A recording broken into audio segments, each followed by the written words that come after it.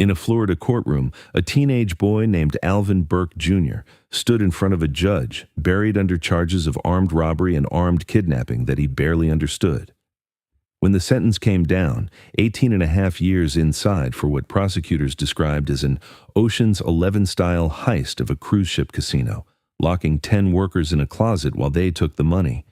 Even the other inmates thought his life was over before it had really begun. Nobody in that room knew that the kid they were about to disappear into the prison system would one day step onto worldwide television in a custom bodysuit and gold chains, signed to what WWE hyped as the most lucrative contract in SmackDown history, calling himself Montel Vontavious Porter, the franchise Playa.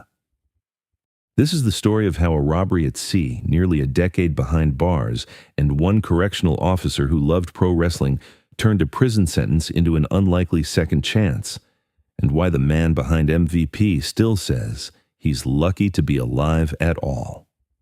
He didn't walk to the ring. He arrived. For fans watching SmackDown in 2006, MVP felt like a different kind of heel. WWE presented him as the highest-paid free agent signing in brand history, complete with his own inflatable entrance tunnel, custom bodysuits, and the swagger of a star who hadn't actually proved anything yet. He talked like a franchise player for a sports team and carried himself like a man who knew the contract on the table was bigger than anyone else's in the locker room. Within a year, he had something real to back it up.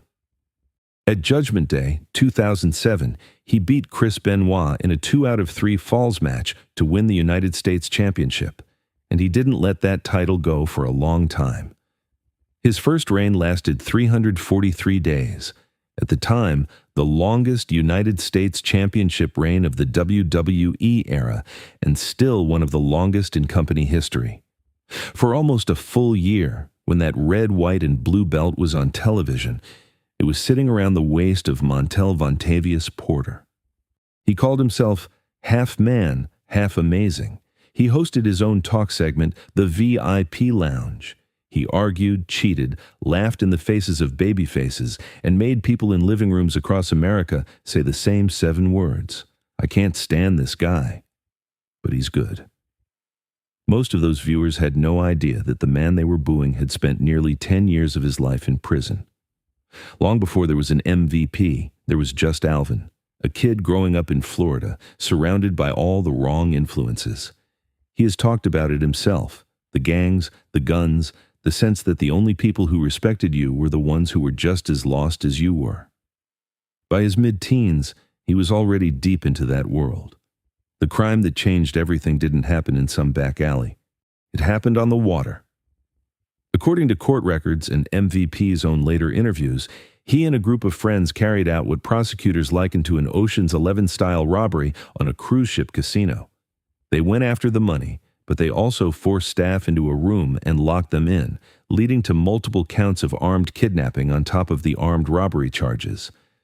When the case went to trial, the math was brutal. 10 people confined, weapons involved, a gang already on law enforcement's radar.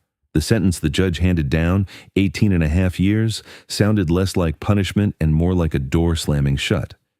He was 16. Behind those walls, the system stripped away almost everything, his freedom, his future, even his name for a while, replacing it with a number and a cell block. What it couldn't completely erase was the restless energy of a kid who had always loved wrestling, even if he'd never seriously believed he could do it for a living. That's where one man changed the story. During his time in a youth offender facility and later as part of a prison work release program, Alvin met a correctional officer named Daryl "Primetime" Davis, a guard who, away from the uniform, worked as an independent pro wrestler. Davis noticed the young inmate's interest in the old WWF and ECW tapes that played on the television, and he started feeding it. According to MVP, Davis would bring in wrestling magazines, talk to him about the business, and most importantly, he made a simple promise. When you get out, I'll train you. It sounds small. To a kid serving an 18-and-a-half-year sentence, it was enormous. It was the first concrete picture of a future that wasn't just survival. In prison, Alvin converted to Islam and took the name Hassan Hamin Assad, trying to put distance between himself and the boy who had taken part in a robbery that ruined so many lives. He started to see wrestling not as something to watch, but as a path, a way to walk back into the world with an identity that wasn't just convicted felon. When he finally got out, he went looking for that promise. Davis trained him, and Hassan began working small shows, learning the craft in front of crowds that barely filled a gym. He wrestled under different names, took the bumps, paid the dues, and slowly built a reputation on the independents. WWE, as it often does, came calling. By 2005, he'd signed with the company and been assigned to Deep South Wrestling, one of WWE's developmental territories. There, and later in other systems, he learned the WWE way. Cameras, timing, character, all the little things that separate good workers from television stars. Then came the transformation. When WWE brought him to the main roster in 2006, they didn't introduce Hassan Hamin Assad, ex-felon from Florida. They introduced Montel Vontavious Porter, MVP, a big-money sports free agent with an attitude problem and a wardrobe that screamed success. The past stayed behind the curtain, at least officially. On screen, he was just another loudmouth heel with a huge contract and a target on his back. Off-screen, the reality followed him everywhere. There were countries he struggled to enter because of his record. There were always questions on forums, always the risk that someone would dig up the old headlines. He had rebuilt his life, but the foundation was still poured on that cruise ship robbery. Even so, for a while, it worked. The United States Championship run, the Tag Team Championship with Matt Hardy, the unlikely partners story that turned into one of SmackDown's most underrated feuds, all of it helped cement MVP as one of the defining mid-card stars of the ruthless aggression era. And then came the choice most wrestlers never make. In late 2010, after 5 years on the main roster, MVP went to WWE and asked to be released from his contract. He wasn't fired in a wave of cuts. He wasn't exiled after a public blow-up. He asked to go. He wanted, in his own words, to wrestle in Japan while his body could still hold up to that style, and he wanted the freedom to explore other interests like Brazilian Jiu-Jitsu. On television, his exit passed quietly. Behind the scenes, it was one more reinvention. A man who had already gone from teenage felon to WWE star was now willing to walk away from the safety of that machine just to see what else he could be. In New Japan Pro Wrestling, he made history again.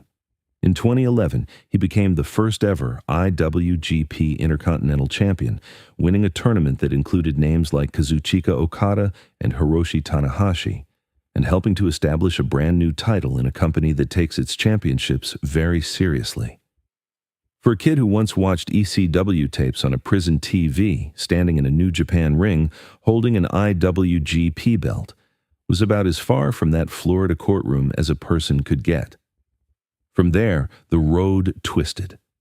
He spent time in TNA, on the independents, and eventually, years later, he found his way back to WWE, this time more as a manager and mouthpiece, guiding Bobby Lashley to a WWE championship and mentoring younger big men like Omos. The body was older, the pace was different, but the voice was still the same, smooth, confident, believable. Underneath it all, the same questions lingered. How do you live with a past that never fully goes away? How do you measure a life that includes both an armed robbery and a historic title win in one of wrestling's most respected promotions? For some fans, MVP will always just be that cocky mid-card heel in the bodysuit and chains, the guy who held the U.S. title forever and talked like he was worth every penny of his contract. For others, especially those who have heard him speak openly about his prison time, his conversion, and the correctional officer who changed his life, he represents something else. Proof that a bad decision at 16 does not have to be the last line of your story. The truth sits somewhere in the middle. He did help carry out an armed robbery on a cruise ship casino. Real people were terrified that night. He did serve years in prison.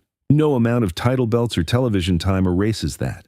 He also rebuilt himself, step by step, into someone who could walk into a locker room halfway across the world and be judged not by his rap sheet, but by what he could do between the ropes and on the microphone. And so you're left with a question that doesn't have an easy answer. When a man has served his time, owned his past, and built something new in its place, who is he really? Is he the scared 16-year-old in the courtroom, the inmate staring at a prison TV, the arrogant U.S. champion with a 343-day reign, the inaugural IWGP Intercontinental Champion in Japan, or the older veteran in a suit, speaking for someone else in a WWE ring? Maybe the only honest answer is this: he is all of them. The system, the fans, and even the business itself will always be tempted to pick one version and pretend that's the whole story. The criminal, the star, the redemption arc. But the man behind Montel Vontavious Porter has to wake up every morning and carry every chapter he's lived, the worst and the best, and find a way to keep walking forward. And that leaves us with the question we started with. When a person has done something terrible and then spent decades trying to be something better, who do we decide they are when we remember them? Do you remember the crime or the climb?